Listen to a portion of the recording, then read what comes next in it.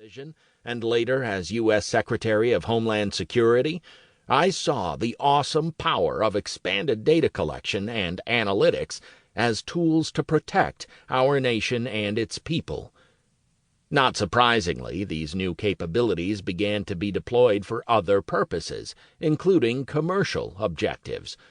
Just as the civilian Internet was spawned by a Defense Department research effort, data collection and analytic tools used in counterterrorism were applied for a host of commercial purposes.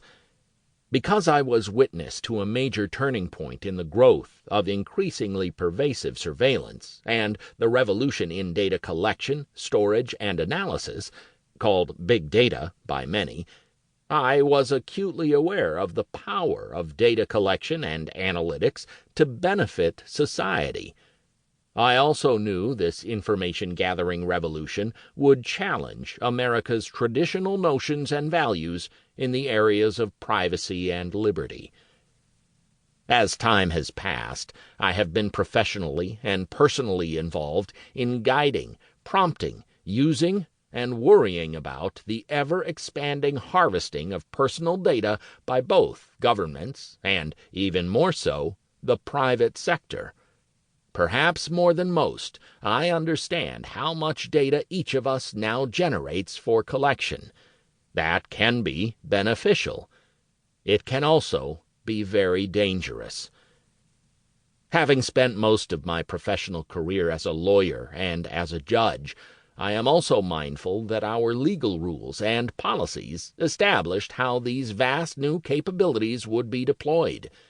Yet most of this legal framework was created in the 20th century, when the data landscape was far sparser than it is today. As one who wants to encourage the positive effects of the data revolution, I believe that we are overdue to recast the rules of the road. To be sure, this data revolution should preserve, rather than undermine, our fundamental values. This book is designed to educate the interested citizen about the scope and implications of the revolution in data generation, collection, and analytics. I also lay out a vision to retain the security and economic benefits of these developments without unwittingly sacrificing our privacy, liberty, and civic values. To illustrate how rapidly this change is coming upon us, here are 4 hypothetical but realistic scenarios, 3 of which are already upon us. 1. A young New Yorker, Alan, becomes interested in the ideology of radical jihadism. After searching the Internet, he happens upon a website managed by recruiters for a terrorist organization in Syria. The terrorists detect Alan's interest and make contact with him by sending an email to his Internet Protocol (IP) address with instructions on how to anonymize communications by downloading free software.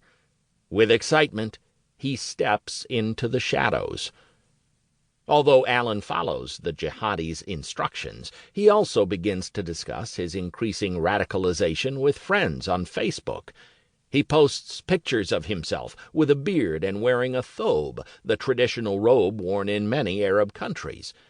He discusses his developing political views with his friends. He also visits websites that instruct viewers on how to build a bomb using household products and chemicals that can be easily purchased in gardening stores. At one point, Alan goes online to explore travel routes to Syria, although he does not buy a ticket.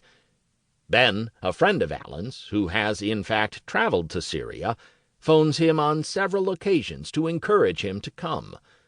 Alan responds by email in veiled language that he intends to carry out a task in the United States that will be heavenly. Alan also visits a local gardening superstore, buying quantities of chemicals greater than would normally be used for hobby gardening in New York City. Unbeknownst to Alan, intelligence and law enforcement officials monitoring transnational communications, both telephone and Internet, have detected his contact with Ben. But these officials do not intercept the content of the 2 men's communication in real time, because